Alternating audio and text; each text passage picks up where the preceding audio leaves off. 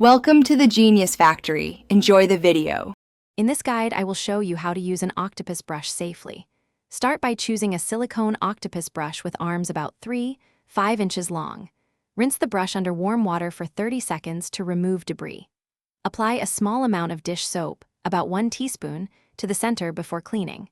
Use gentle pressure and move the brush in circular strokes across each surface.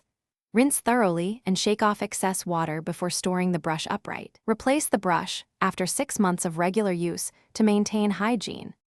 Use the octopus brush to clean pots, pans, and nonstick surfaces without scratching. For stubborn residue, soak the pan for 5 to 10 minutes first to loosen grime.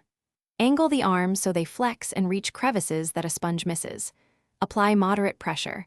Avoid heavy scrubbing on delicate coatings or polished metal surfaces. Use the brush on produce to clean crevices around stems and rinds gently and thoroughly. Clean grout and backsplash by rotating the brush in short targeted strokes to dislodge dirt. Rinse and air dry the brush between uses to prevent mold and odors.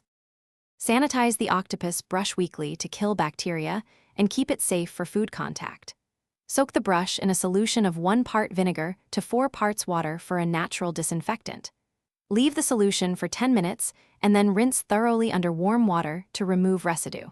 For plastic brushes, boiling for 3 minutes also disinfects without damage to the material. Inspect the arms weekly for cracks or hardening that indicate replacement is needed. Store the brush upright in a ventilated holder away from direct sunlight.